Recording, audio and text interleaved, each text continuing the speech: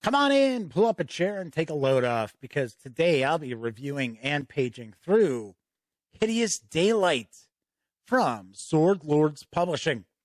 Will your players have a rollicking good time with this old school Essentials adventure? Or should Hideous Daylight never seen the light of day? Well, you're going to find out right after this.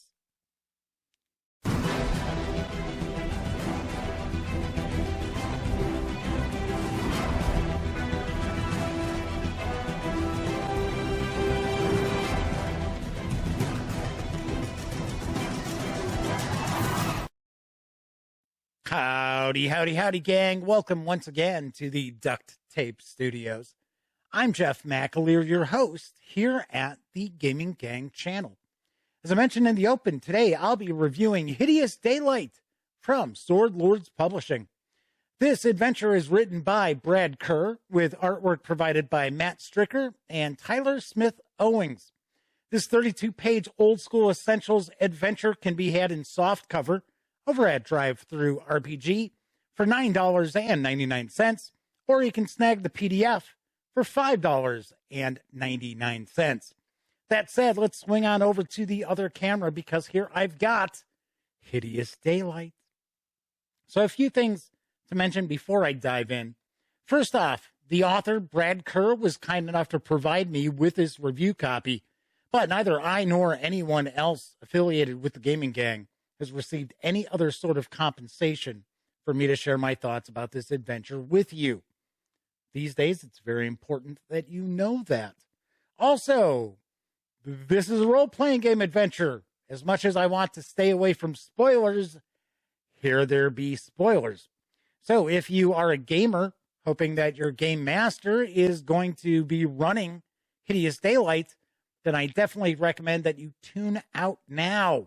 You don't want surprises ruined by sitting here watching this review video.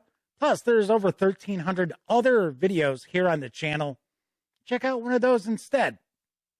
So hopefully it's just going to be Game Masters and myself now.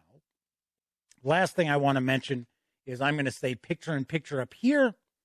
So that means I'll be cutting off a little portion of the upper left of the book as we take a page through.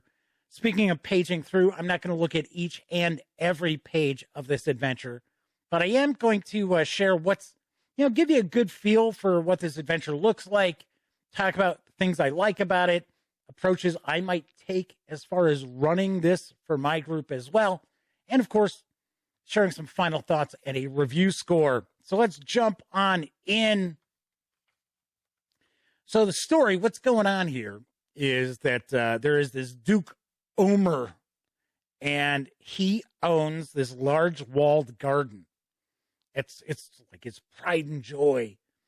And one day, the sun stops setting on the garden. It's in perpetual daylight, or kind of like a hazy late afternoon daylight. And this goes on for months. And of course, the creatures within the garden are starting to go insane. And all these crazy, weird things are going on.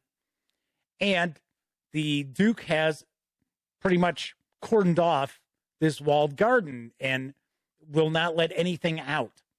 And he has sent in some of his men to try to deal with it and find out what's going on. Of course, they've never returned. So he's losing men who are, devoted to him. And he decides, okay, what I'm going to do is I'm going to put a bounty out for a group of adventurers to come and see if they can figure out what's going on here. And that's where the player characters come in. The book itself, the adventure itself, is laid out very nicely. It is just going to be super easy for you to run this at the table. You've got different areas that are broken down to provide you with what's going on in a bit of a hex crawl, as you can see here, the Hollyhock Gardens. And the writing isn't real, it's not overly terse, but it doesn't run on and on and on. So it is presented nicely for you to be able to run this at the table. So as an example here, we've got like Hex G13. the forest, the West Forest. And then we get kind of an overview of, okay, so what is this? What's going on? We get some bullet points here to tell us what's going on as well. And this is actually a pretty lengthy section here as far as these different areas go. So like as an example, we've got the boathouse telling us what's in the boathouse, the south of the lake, beehives, and so on. One of the like weird things going on in the gardens is that this constant daylight is actually creating a rip in the fabric of reality. And these other visitors are coming through this rip, and they are super bizarre. And I could see them being like really throwing your players for a loop, trying to figure out what the hell is going on with these things. And are these possibly what's at the heart of the curse effectively that's going on with the gardens? And they have nothing to do with it at all. So what's going on here is there is a succubus who the Duke has actually been having an affair with. And the succubus creates these like little shadow demons that steal children. And the Duke's mage actually has found out what was going on. He's actually the one who was cast the spell to keep perpetual sunlight going on so that these little shadow demons, these shadow imps, can't escape from the garden in order to steal children. So in reality, what's going on with this perpetual sunlight is bad, but if that spell is broken, it'll be even worse. Really love that aspect of the adventure itself. There's a lot of different things going on. Of course, this is an old school adventure, so that means that it's not the players just rolling dice to figure things out based on what's on their character sheet. No, there's a lot of different things that the players have to piece together in order to figure out what's really going on and how can they stop it. And, of course, remove the curse so things can go back to normal. There are some wandering monsters that are pretty cool. There's one, it's a rabbit that just can't die. So I could personally sit there and imagine terrorizing my players with this rabbit, constantly stalking them. There's also a giant rat, and the giant rat is like 7 feet high and 12 feet long. So it is far larger than the standard kind of fantasy giant rat, that's for sure. So you've got those different things. We've got different kinds of shadow demons that the players are going to deal with as well. So all in all, the adventure clocks in at 32 pages. We get an open game license, and that wraps up the book. So let's swing on over to the other camera. Let me share some thoughts about this adventure and provide a review score. So I really love the presentation of this adventure. It is not overly verbose. It's not, you're not having to like climb through pages and pages of backstory in order for you to run the adventure or to find the nuggets you need to run the adventure. The presentation is really, really nicely done. I like the fact that the hex map, as well as there's 2 like dungeon-ish maps as well, have little images in the different areas, like on the hexes and in the different areas on the dungeon maps to remind you what is there. So I definitely appreciate that as well. There's a lot of attention to being able to provide the ability for a game master to be running the adventure straight from the book right there at the table. There is a lot of attention to those details to make running Hideous Daylight as easy as possible for the game master. And I love to see that because, unfortunately, that's forgotten by a lot of game companies out there when they create these various different adventures. It's like tons and tons of text And you're like, oh, okay, where's my highlighter? I got to highlight all this stuff, making it very, very difficult to run an adventure at the table. Not so with Hideous Daylight. I will mention there's some gonzo aspects to Hideous Daylight that might turn some people off, probably especially the visitors.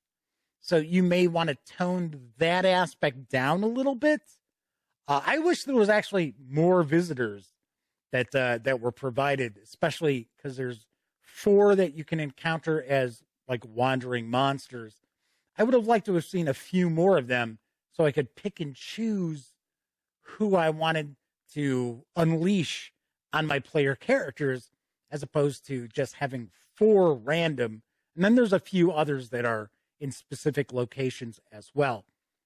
But they are super bizarre, and they come from a dimension where reality is completely different than ours. So they don't know right from wrong. They don't know different effects that they might have on people, which is wild. And I swear it's going to, probably drive your player characters mad trying to figure out what is the deal with these interdimensional visitors. All in all, this is a fun adventure. I can really see a lot of players having a blast adventuring through Hideous Daylight. On a scale of 0 to 10, I give Hideous Daylight a huge recommendation. I give it a 9 out of 10. It is that good. And if you have old school essentials, or if you're running anything that's BX driven, it should be part of your collection as well. All right, that is it for this time out. If you like this video, by all means, please give it a quick thumbs up. Subscribe to the channel if you haven't already. And if you do subscribe, ding that bell. It'll not only let you know when I upload videos such as this review, it'll also tell you when my live stream, the Gaming Gang Dispatch, airs Monday, Tuesday, and Wednesday evenings right here on YouTube at 7 p.m. Central. So I bring you the latest in tabletop gaming news and first looks, and on occasion, reviews of tabletop games. Of course, when you're not watching videos on the Gaming Gang channel, be sure to visit thegaminggang.com for all latest in gaming news, reviews, and a whole lot more. You know the drill. Get your geek on at thegaminggang.com. Once again, I'm Jeff McAleer. Thank you so much for taking time out to watch this video. And until I see you next time, here's hoping you get to enjoy plenty of great gaming with your gang.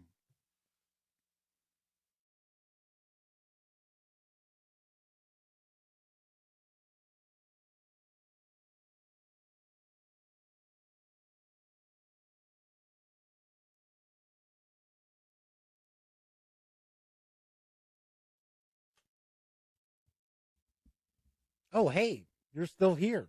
Well, if that's the case, by all means, subscribe to the Gaming Gang channel by clicking right here.